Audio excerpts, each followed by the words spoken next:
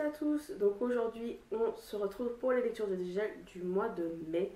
J'ai quand même réussi à finir un livre, sauf que la pile à lire elle a sa mèrement remplie, pardon, celui-là la plus elle est là, mais dans un sens où j'ai fait un peu plein de livres pour cet été, parce que j'en ai profité pour plusieurs choses, donc je pense que ça peut être intéressant, pris par le temps, etc.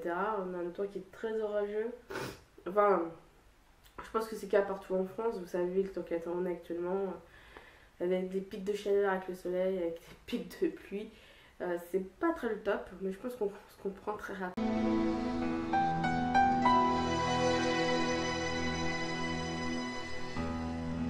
Pour les livres lui et chroniqués en ce mois de mai, il y a donc le dernier tome des Rois de Scie de Margaret Christie. Donc le tome 3, le dernier cri de Johanna Zahir en auto-édition. Je vous l'ai présenté dans le dernier lecture de DGL, ainsi qu'en chronique récemment. Bémol par rapport à un personnage, mais sinon ouais, ça me fait mal de quitter un peu cet univers que j'ai beaucoup apprécié.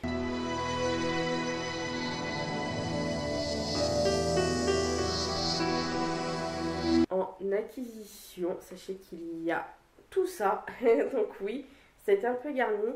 Je pense que je vais aller très rapidement pour pas rester trop longtemps sur les résumés.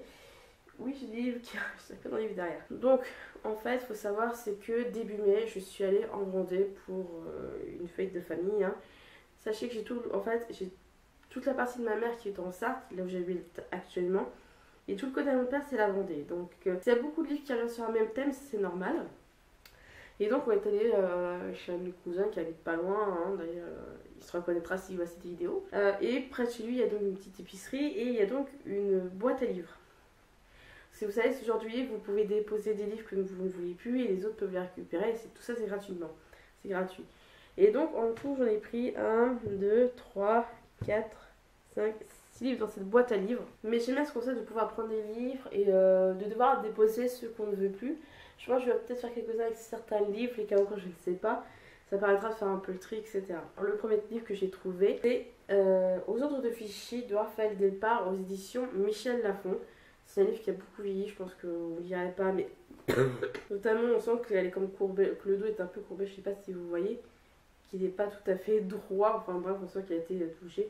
Puis il a même une vieille étiquette derrière. Donc on va beaucoup parler donc de la Seconde Guerre mondiale. Il faut savoir que la Seconde Guerre mondiale, c'est pas ma période de prédilection, je le répète assez, c'est la Révolution française, mais je trouve ça intéressant de savoir ce qui pouvait se passer pendant la Seconde Guerre mondiale, et notamment justement sous l'occupation allemande, pardon.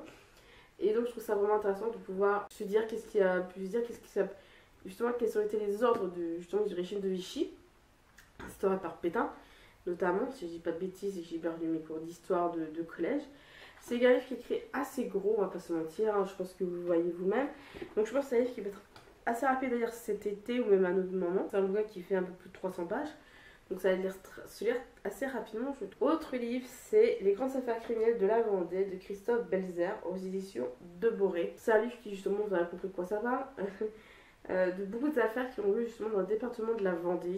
Vous comprenez pourquoi je vous disais tout à l'heure du côté de mon père c'était toute la Vendée, maintenant. C'est un livre qui est imagé, enfin, c'est beaucoup de récits décrits comme ça. C'est un livre qui est assez large, hein, je pense, quand on regarde par rapport au livre précédent. Il est un peu plus large sur le côté, il n'y a pas beaucoup, hein, je vais pas les casser comme je veux. Il est un peu plus grand sur le côté là, hein, il est un peu plus haut là-dessus, hein, il n'y a pas beaucoup. Mais c'est un livre qui fait voilà, plus rectangle que les autres, on dirait. C'est vrai que c'est peut-être intéressant. Moi j'aime bien les faits divers dans ce sens-là. Je suis une personne qui a regardé par exemple Des Enquêtes Impossibles, raconté par Pierre Bellemare qui nous a quittés récemment. Un grand homme, j'aimais beaucoup écouter les Enquêtes Impossibles, parce qu'il avait, le gars avait une manière de raconter qui était vachement intéressante. Et je me rappelle, vite fait, on faisait un point sur Pierre Bellemare, j'avais emprunté à la médiathèque un livre audio dont lui racontait les histoires. En fait, c'était plusieurs petites nouvelles que lui racontait avec son fils, et c'est vrai qu'il avait un timbre de voix qui faisait que l'histoire était plus qu'intéressante. Voilà, donc j'aime bien ce genre. Fin de la parenthèse sur Pierre Bellemare, j'espère qu'il est bien là où il est. Et donc, j'aime beaucoup, voilà, donc j'aime beaucoup ce qui est fait divers. Je regarde Chronique criminelle, je regarde autre chose. Je regarde reportage fait divers, j'aime beaucoup ce genre de petites choses. Je pense que ça. Moi j'aime bien ce genre de fait divers. Après, je peux comprendre que ça ne plaise pas à d'autres.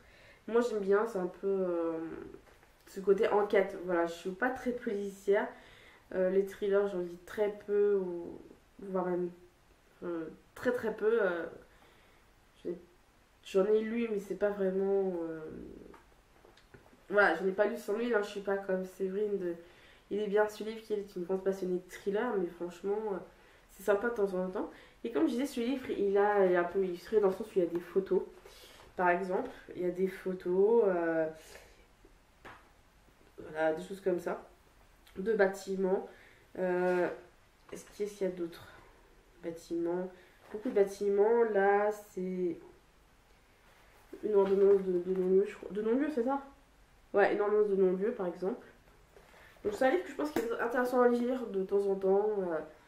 Pour se mettre je pense que c'est un livre de chevet où on peut lire une enquête par-ci, lire une enquête par-là. Enfin, une affaire criminelle par-ci, une affaire criminelle par-là. C'est pas un livre qu'on peut lire d'une traite, qu'on peut lire une enquête, une affaire par-là, une affaire par-ci, une affaire 6 mois plus tard. Je pense que ça, dans sa bibliothèque, pour lire de temps en temps, pour faire une petite coupure entre deux romans, ça peut être vraiment plus qu'intéressant. Le prochain livre, c'est Mila, de Dominique Durand, aux éditions Val des Lettres. C'est un livre que quand j'ai lu, j'ai regardé, il était à la base dédicacé. Voilà, un livre qui appartient à une certaine Christiane. Il faut savoir que j'ai des livres qui sont dédicacés dans ma bibliothèque. Et les abandonner ces livres dédicacés, je ne vois pas le faire, mais si j'en veux plus. Parce qu'il y a des castes qui ont de l'art sentimental là-dessus. Après, voilà, chacun fait ses choix, etc. C'est un livre qui paraît comme neuf, sincèrement. Donc, vite fait le rond, parce que il y a résumé, c'est pas comme les deux premiers où c'est de l'histoire ou des autres comme ça, des trucs de faits divers. Donc, on est le 5 mars 2015, une femme. Donc, c'est un livre qui est écrit à la première personne. Donc, le prénom de la personne actuellement, il n'est pas dit dedans. C'est pas Mila, désolée. On suit une femme donc, qui se réveille au bout d'un an de coma à l'hôpital Percy-Clamart et qui prend compte du diagnostic, elle est amnésique. Totale. Donc, alors, c'est pas une amnésie, c'est une perte totale de la mémoire. Et donc, par exemple, ce matin-là, elle serait également sa fille Camille, pardon. Et en fait, qui pour elle, cette gamine est tout simplement une étrangère parce que, comme je lui ai dit, elle a eu une perte totale de mémoire. Et donc, elle est obligée de suivre un traitement pour revivre celle d'avant. Donc elle a lu certaines choses, donc elle dit comment aurais-je pu imaginer l'extraordinaire aventure que je venais de vivre des côtés australes jusqu'aux terres gelées du grand continent blanc, qui était celle qui m'attendait quelque part, cloîtrée dans une geôle, prisonnière de syndrome étonnant encore plus puissant que les miens. De ma mémoire chancelante émergeait une seule certitude, je devais la retrouver pour connaître la croyable vérité, celle que les plus instantes internationales avaient tenté de dissimuler. Je disposais pour cela de très peu d'indices, juste 4 lettres qui dans ces jours la nuit dans ma tête, comme une musique entêtante. Juste 4 lettres d'une importance capitale pour ma survie, M-I-L-A, donc Mila. Je pense que ça a l'air d'être un contemporain avec une dose de thriller. Enfin, je sais pas trop donc comment le caser, j'ai pas regardé sur livre. J'ai regardé sur livre à disque pour ajouter ce livre à ma bibliothèque, sauf qu'il n'y a pas l'édition en question. Donc ça me pose un peu problème. Mais je crois que ça c'est un contemporain notamment, donc on verra bien. J'aime beaucoup la couverture, cette jeune fille avec cette tunique, avec ce vélo qui est par terre sur un bord de plage. Je suis désolée, j'ai des mouches qui se trimballent dans mon appart, en plein dedans, je suis désolée. Si jamais vous entendez, je sais pas si vous les entendez, moi je les entends, c'est pas trop le top. Alors, autre livre, oui, on n'a pas fini, je vous dis qu'il y en avait 6. Donc le prochain c'est Kate Hannigan de Catherine Cookson aux éditions Charleston. Je n'ai jamais acheté de livre de cette édition et je crois que j'en ai entendu que du bien des livres de cette maison d'édition. À voir. Donc on va suivre un médecin, le docteur Ronnie Prince, qui rencontre Kate Hannigan dans un quartier sale et pauvre. Bah justement, ils disent pas la ville je crois en plus. Ils disent pas la ville en question. Justement dans un quartier où justement on pratique des soins. Cette femme est, on va dire, l'inverse de son épouse Stella qui Kate elle est belle, intelligente, contrairement que sa femme Stella au médecin elle est raide, froide, calculatrice et exerce je sais pas trop qui est le elle de la phrase en question, je pense qu'il parle de Kate. Donc Kate est une jeune femme qui a souffert à cause des hommes, notamment son père, et donc on sent que le médecin donc on se met que le médecin est donc tombé amoureux de cette femme, mais qu'est-ce que ça a donné cette histoire un peu controversé, lui qui est marié déjà de base. Donc je pense que c'est un, je pense pas que c'est un petit contemporain, je sais pas dans quoi, je sais, j'arrive pas à me caser, je sais pas trop ce qu'on peut qualifier de contemporain, c'est pas un genre qui moi m'intéresse. Donc ça peut être une petite lecture détente entre deux. Ça c'est beaucoup, je pense que peut-être je vais le remettre après dans une boîte à livres, je sais pas. Parce que c'est un tome 4 apparemment, sauf que j'ai pas le tome d'avant.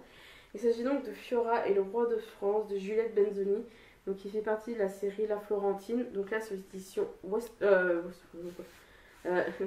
France Loisirs. Donc voilà, si c'est un tome 4, c'est pour ça que je comprends pas un peu le résumé. Il faut que je me procure avant les tomes précédents, donc on verra bien par la suite. Le dernier livre, sachez que c'est un livre qui était dans ma wishlist depuis minimum 2 ans.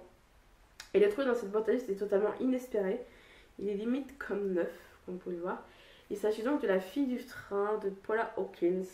Donc là chez Pocket. Donc on va suivre Rachel qui prend 2 fois le train par jour à 8h04 le matin et à 17h56 le soir.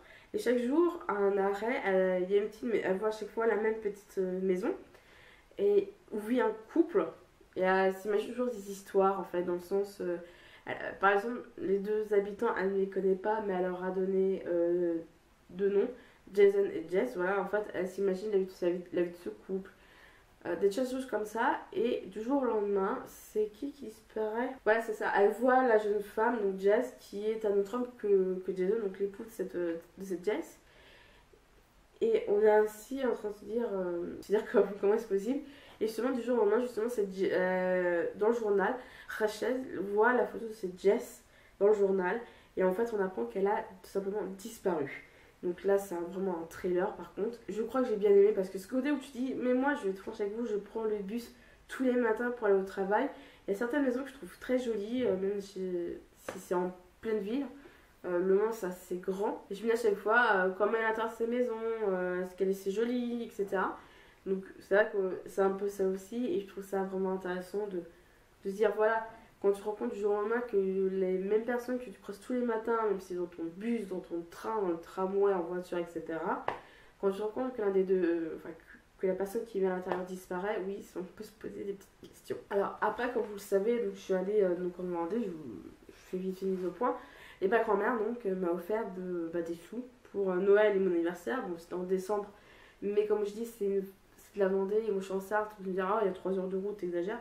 Mais c'est de la famille que je dois voir minimum, au moins 1 fois par an. Donc au moins on a la possibilité de se voir à ce moment-là. Donc ma grand-mère m'a donné des sous.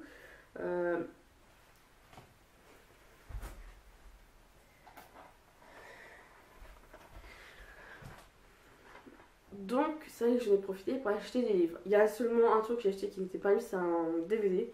Il s'agit tout simplement de Thor Ragnarok. On l'a vu avec mon frère au ciné, on a vraiment adoré. On était allé voir, c'est quand c'était l'année dernière, fin d'année dernière je crois. Parce que les 2 derniers Marvel qu'on a vus, c'est donc Infinity War et Black Panther. Je trouve ça vraiment intéressant de dire, voilà, je prends autre chose, comme quoi je ne fais pas que de lire. J'ai l'intention de m'acheter et de me refaire, au moins un moment, de me faire tous les Marvel dans l'ordre, parce que c'est vrai que les Marvel, je les ai pris notamment en cours, notamment avec les Gardiens de la Galaxie, donc le premier, ça vous donne à peu près d'ordre d'idée où moi ce que j'ai pu voir. Le seul que j'ai vu avant le Gardiens de la Galaxie, c'était Captain America, le soldat d'hiver, donc après c'est très dur de situer tout ça, donc c'est juste de dire que je vais faire tous les Marvel dans l'ordre pour suivre vraiment la ligne, la trame scénaristique du MCU, donc le Marvel Cinematic Universe, pour arriver c'est justement Infinity War qui est sorti justement tout récemment, que j'ai trouvé vraiment très intéressant d'ailleurs. Ça remet un peu en phase comment dire, l'univers Marvel. Donc ça c'était une parenthèse. Donc j'ai vraiment attaqué les livres que j'ai achetés, il y en a 4 notamment. Le premier c'est le guide secret de Vendée de René Grimaud, aux éditions Ouest France. J'aime beaucoup ce petit format de livre. C'est pas le premier que je vous présente parce que dans cette édition et notamment dans cette collection des petits guides secrets, je vous avais déjà présenté il y a, je sais pas, 2-3 ans, 3 ans au moins, le guide secret des Templiers, donc là c'est de Thierry Pefleroy dans la même édition. Donc ce principe de petit ouvrage un peu SP vieux livre, quand on met de côté, que j'aime beaucoup. Donc je ne vais pas vous parler davantage de celui-là parce que je pense que vous aurez compris de quoi ça parle. Mais celui-ci notamment, donc on va suivre plusieurs stades, plusieurs lieux de la Vendée, plusieurs personnages, des légendes. Donc moi j'aime beaucoup, c'est comme dans un jeu. Pour ceux qui n'ont pas vu quand je vous ai présenté le guide secret des Templiers, il y a par exemple, c'est vraiment, on vous dit, effet vieux livre. Par exemple, le premier c'est l'introduction, mais on a une photo par exemple là c'est le monde des Alouettes. C'est ça qui est près des herbiers par exemple, hein, les herbiers qui sont arrivés jusqu'à affronter Paris en Ligue des Champions, non, en Ligue de France, je sais plus. Moi le foot ça fait deux. Donc qui est vraiment très bien, très illustré. Donc Clémenceau qui est donc enterré en Vendée. Donc on a plusieurs chapitres comme là, Saint et guérisseur par exemple, avec à chaque fois une carte de Vendée avec des lieux importants. C'est vraiment, il y en a certes dans les récits, c'est par exemple Sainte-Radegonde à la Génétouse. Je disais, je pense pas, ouais, ça fait un peu, je vous dis, il fait joli avec le côté image. Puis on va s'entrecouper de petits encadrés comme ceci, de choses, on parle d'autres choses. Donc c'est ça qui est vraiment intéressant, j'aime beaucoup. Et puis vu qu'il y avait plein de petits lieux, donc par de plusieurs lieux, ça peut être intéressant de visiter, d'avoir des lieux à visiter. C'est pas un guide touristique, mais c'est un guide où on se dit, ouais, c'est intéressant de découvrir là, le département qui est la Vendée. Je sais pas ce qu'ils ont exactement de. Excusez-moi, je suis pas du tout dans mon dossier. Mais je sais pas s'il y a. Combien ils sont aujourd'hui dans cette collection des guides secrets. Mais je pense que c'est vraiment intéressant de faire une belle petite étagère avec ce type de livre. C'est du mastoc, je le dis souvent. Donc j'aime beaucoup. À la différence, il n'y a pas vraiment. C'est juste des lignes autour. Là, c'est sous forme de petits dessins de plantes, etc. Et j'aime beaucoup. Ça fait joli, je pense, dans une petite bibliothèque. Je vous ai dit que j'étais vraiment très fan de la Révolution française. Je vais vous le prouver à nouveau. Parce que ces trois romans-là ont un lien avec la Révolution française. Une petite partie de l'histoire de la Révolution française, qui est donc la guerre de Vendée, qui a lieu de 1793 jusqu'au moins 1794, donc ce sera un peu plus d'1 an et demi. Parce que j'y suis, donc l'on prenait un doute sur les guerres de Vendée. Qui s'appelle donc Robespierre, bourreau de la Vendée. Je crois que j'ai dû vous dire pas cet épisode quand j'avais acheté la biographie sur Robespierre. Donc voilà, c'est vrai que ça peut être vraiment intéressant. Donc c'est vrai que pardon, je fais cette vidéo, je suis à moitié malade. C'est vrai que j'en ai parlé à mes cousins, justement, donc je vous parlais au début. Les guerres de Vendée, c'est comme Louis XVII. On sait que ça a eu lieu, mais on n'en parle pas. Le premier, c'est donc Les Noyades de Nantes d'Alfred Lallier aux éditions. Je dis pas de conneries. C'est donc aux éditions Les Barros, je crois. Non, Pays Terroir. Donc, c'est un petit livre qui est comme ça, mais c'est écrit archi petit. Et la typographie, elle fait vraiment ancien livre, etc. Alors, les Noyades de Nantes, vous allez me dire, ça n'a rien à voir avec la guerre de Vendée, parce que Nantes, c'est pas en Vendée. Il faut savoir que les Vendéens, suite à plusieurs victoires, ont remonté la France jusqu'à Caen, en tout cas jusqu'en Normandie. Suite à une défaite, ils sont donc redescendus. C'est vrai que notamment au Mans, où je vis, on a retrouvé justement des charniers, donc des fosses.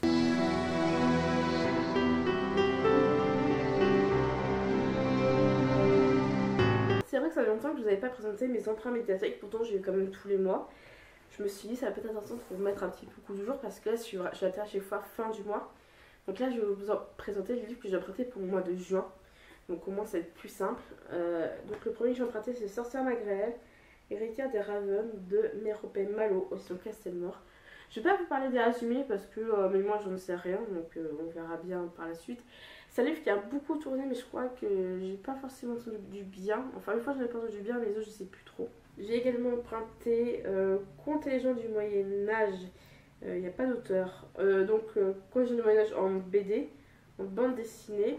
Il n'y a pas d'auteur. Moi je dis pas de bêtises, il n'y a pas d'auteur. Non, c'est par plusieurs personnes. C'est audition petit à petit. Je pense que je les ai achetés à ma louchise, même tous les achetés. Il y en a 16.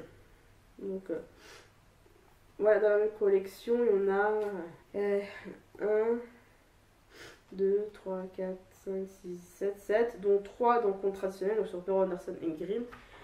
Je sais pas ce que je vais les acheter parce que c'est des livres qui ont l'air vraiment sympa, donc c'est vraiment en BD. Hein. Voilà. Et dans la même édition, la même collection, il y a Conte et légendes des pays des Celtes en bande dessinée, pareil, toujours édition petit à petit. Et aussi, je précise que j'aime beaucoup les couvertures, ça fait enfant, mais pas enfant, limite adulte, donc ça qui est vraiment intéressant, comme quoi ça s'adresse à tous les publics. Je pense que je vais peut-être me les acheter, je vais les lire si ça me plaît vraiment, je vais essayer de les trouver à peut-être d'occasion, mais peut-être pas forcément pas cher non plus, on verra bien. Et oui, il y a du bon. Et le dernier roman, je l'ai pas, j'ai un doute sur le coup, je sais pas si je de la voir. Non, je l'ai pas, je pensais l'avoir acheté, mais non. Est-ce que j'ai acheté 3 romans de cet auteur, vous avez forcément vu tourner. Il s'agit donc du livre Les Lettres volées, 1661, Mademoiselle de Séné au temps du roi Soleil, donc de Ciel-Edgar, toujours c'est Castelmore. J'ai acheté en tout 3 livres de cet auteur, 42 jours, Adèle et les noces de la reine Margot et 14-14 qu'elle a écrit à 4 mains avec Paul Béorn. J'adorerais Adèle et les noces de la reine Margot. C'est pour ça que je vais me tenter. Si les premiers chapitres me tentent beaucoup, je vais sans doute m'acheter. Donc voilà, on a Madame de Sévigné là. Parce que j'aime beaucoup la plume de Sénégal, je crois qu'elle est prof de français à la base en plus. Donc c'est vraiment intéressant. Et le dernier que j'ai à vous présenter, c'est une BD. C'est La Conjuration de Cluny d'Alcante et Malissan, si je prononce bien, aux éditions Glénat. Je ne sais pas trop de quoi ça parle, je vais me laisser tenter, ça peut être une lecture sympa entre deux romans. Donc c'est vraiment on part de notre époque et on remonte tout le temps. À voir, je vais me laisser tenter. Mon CD c'est beaucoup des trucs religieux, donc je pense pas que ça vous intéresse tant que c'est là. Donc voilà.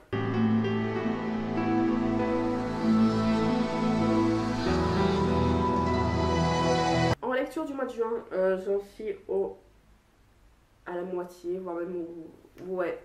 En tout cas entre le tiers et la moitié de lu.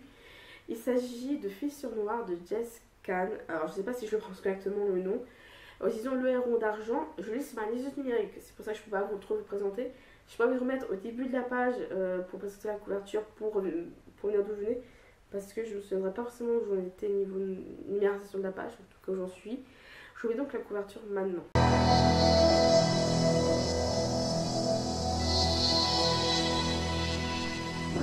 Alors je sais pas si je vous l'ai dit, mais c'est aux éditions Le Héron d'Argent.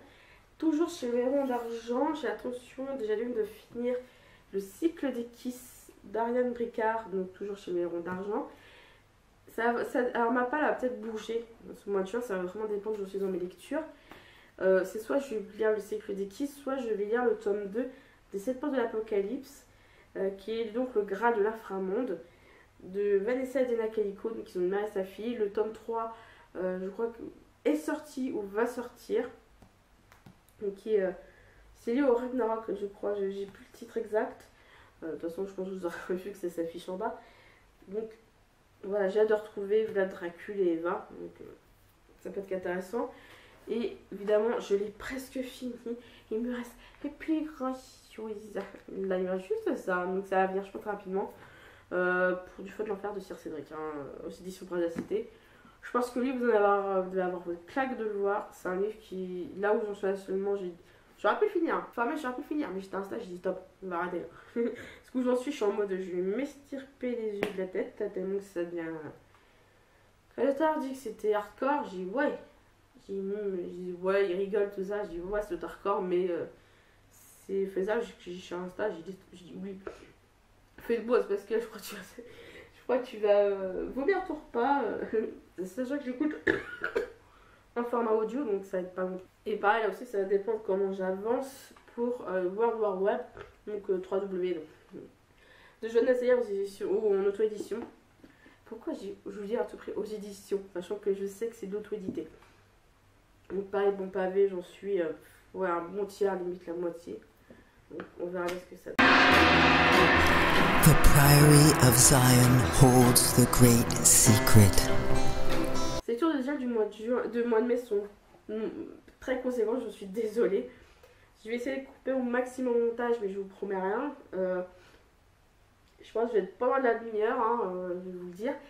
Si vous avez du livre ou qu'il y a ça qui vous tente, n'hésitez pas à me dire en commentaire pour qu'on puisse faire des lectures communes ou autres. Comme ça, je pourrais m'avancer, sachant qu'il y a des livres, genre emprunt médiathèque, c'est juste des emprunts, donc ça peut aller vite et j'aurai de quoi vous le présenter. Mais sinon, sur ce, je vous dis de bonne lecture et à une prochaine fois. With his blood, he has paid the price. In the 1970s, the shroud was to be removed and the trickery discovered. On the 33rd day, when the truth was about to be revealed,